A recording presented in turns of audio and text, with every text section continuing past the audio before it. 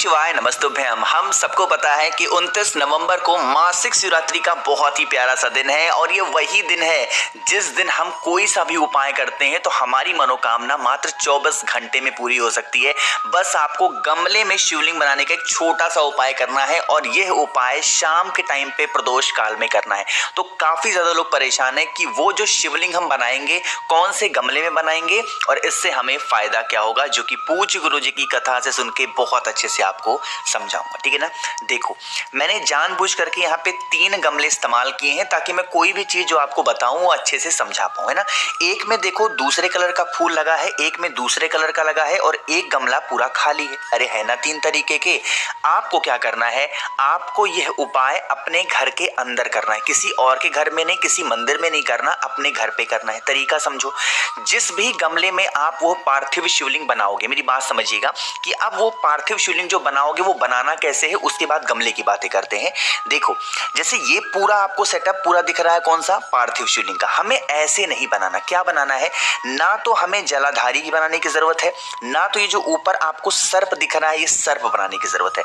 हमें सिर्फ और सिर्फ महादेव की शिवलिंग के ऊपर ये वाला जो पोर्शन दिख रहा है ना, ये वाला जिसको मैं कलर कर रहा हूं, बस यही वाला पोर्शन आपको अपने घर के गमले में बनाना होगा। अब बात कर लेते हैं गमले की।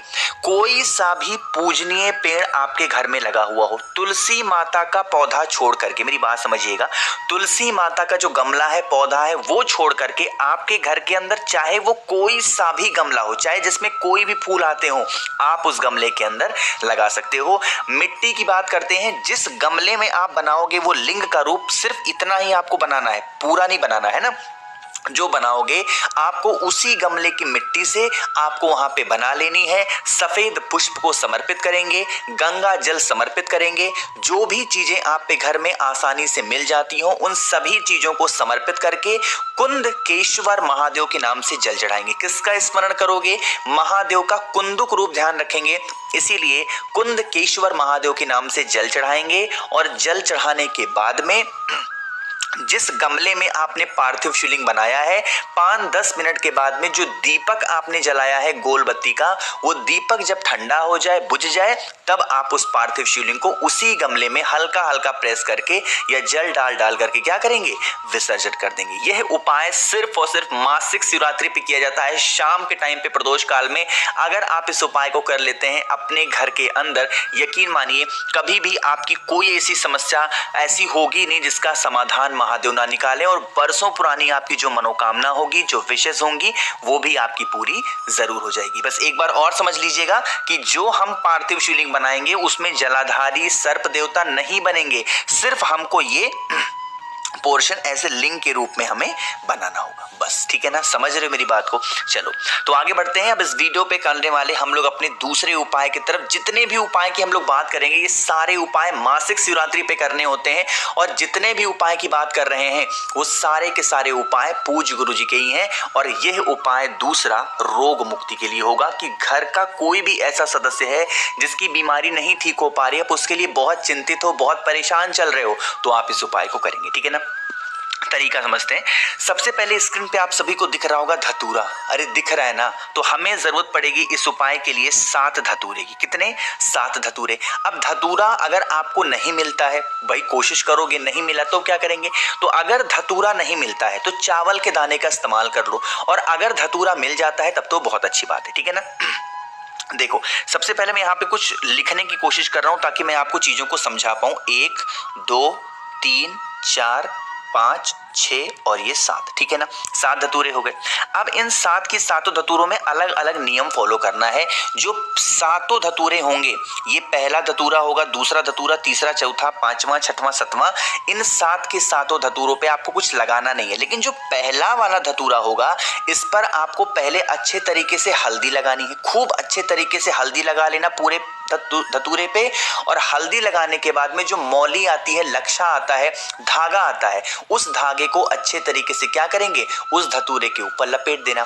बाकी के जितने धतूरे होंगे, दूसरा, तीसरा, चौथा, पांचवा, छठवां, सातवां, इन सभी धतूरों पे क्या लगाओगे, हल्दी लगा लेना, ठीक है ना।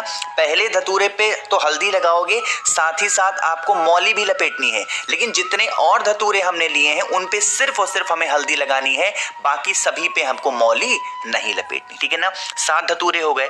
अब इन 7 धतूरों को या चावल के दाने को लेके पहुंचेंगे महादेव के शिवलिंग के पास में। पहुंचते ही सबसे पहला काम करेंगे, 1 लोटा जल चढ़ा देना, श्री शिवाय नमस्तुभ्यम का जप करके। तरीका समझते हैं। अब उन 7 धतूरों को हमें 7 स्थान पे चढ़ाना होगा। सबसे पहले नियम समझेंगे। जो पहला स्थान होगा, जो आप लोगों ने जिस धतूरे के ऊपर मौली लपेटी है और हल्दी लगाई है, वो महादेव के शिवलिंग के ऊपर चढ़ाएंगे। पहला धतूरा महादेव के शिवलिंग के ऊपर, दूसरा धतूरा विघ्नहर्ता भगवान गणेश के स्थान पे, तीसरा धतूरा भगवान कार्तिकेय के स्थान पे, चौथा धतूरा माता अशोक सुंदरी के स्थान पे, पांचवा धतूरा आपको समर्पित करना है कहां पे, माता के हस्तकमल पे। जो छठवां धतूरा होगा, जिस जगह से जल नीचे गिरने ही वाला होता है उस स्थान पे छठवां धतूरा। 7वें धतूरे की बात गुरुजी ने नहीं बताई है, तो जो 7वां धतूरा होगा वो भी कहां समर्पित कर दोगे, महादेव के शिवलिंग के ऊपर भी आप 7वां धतूरा समर्पित कर देना। वहां पे खड़े होकर के पूजन पाठ करना, जो भी विनती करनी हो विनती कर लेना, प्रार्थना कर लेना। प्रार्थना करने के बाद में जो आपने आप चाहो तो सारे उठा सकते हो, या फिर आप चाहो तो एक धतूरा वहां से उठाना है। जो धतूरा आपने यहाँ बिल्कुल एंड पॉइंट पे रखा हुआ ना, ये वाला, ठीक है ना, छठा धतूरा। इस छठे धतूरे को उठाना। जो भी व्यक्ति घर में आपके बीमार होगा, उस बीमार व्यक्ति के हाथों से एक बार उस धतूरे को स्पर्श कराना, टच कराना, और टच कराने के बाद में किसी भी, आप कहाँ पे जाओगे, किसी भी बेल पेड़ के नीचे एक नाम लेना महादेव का, और वो नाम है चंपेश्वर महादेव। कौन से महादेव, चंपेश्वर महादेव के नाम से अगर बेल पेड़ के नीचे उस धतूरे को पटक करके चले आते हैं, तो उस इंसान की जो बीमारियां होंगी, जो तकलीफें होंगी, जो प्रॉब्लम्स होंगी, वो सारी समस्या उसकी रोग मुक्ति से खत्म जरूर हो जाएगी, ठीक है ना। चलो आगे बढ़ते हैं इस तीसरे उपाय की तरफ, और यह उपाय आपकी मनोकामना की पूर्ति के लिए बहुत ज्यादा अच्छा है। लेकिन कैसे करना है, उससे पहले एक छोटी सी बात आपको समझाना चाहता हूं कि आज है 29 तारीख और 12 बजे तक, 29 नवंबर रात 12 बजे तक अगर धन प्राप्ति के लिए आप मुझसे 7 मुखी रुद्राक्ष लेते हो, तो इसके साथ मैं आपको बहुत सारी चीजें फ्री दे रहा हूं। एक तो 5 मुखी रुद्राक्ष फ्री मिलेगी, एक आपके बच्चों के लिए 3 मुखी रुद्राक्ष फ्री मिलेगी, पूरी 108 कमलगट्टे की माला फ्री मिलेगी, और प्लस आपको महादेव को समर्पित करने के लिए 50 ग्राम के आसपास भस्म फ्री मिलेगी। तो इन सभी चीजों का ऑफर उठाने के लिए 9005643345 ये मेरा व्हाट्सएप नंबर है, मुझे मैसेज जरूर करिएगा, ठीक है ना। अब बात करते हैं इस उपाय की। जैसे मान लो कभी भी आप अपने घर के बाहर जाते हो और आपको उस काम में सफलता नहीं मिलती है, चाहे आप एग्जाम देने जा रहे हो, या फिर आप जा रहे हो इंटरव्यू देने के लिए, या फिर किसी बिजनेस के पर्पज से शादी देखने जा रहे हो और उसमें आपको बिल्कुल सफलता नहीं मिल रही है, तो आपको इस प्रकार से लेने हैं एक रुद्राक्ष, ठीक है ना। ध्यान रखिएगा, जरूरी नहीं है कि वो रुद्राक्ष 1 मुखी हो, 2 मुखी, जो भी रुद्राक्ष आप पे घर में रखा हुआ है, चाहे मैंने भेजा है या फिर आपने कहीं से लिया हो, या सीहोर से लिया हो, कहीं से भी लिया हो, कोई भी एक रुद्राक्ष लीजिएगा।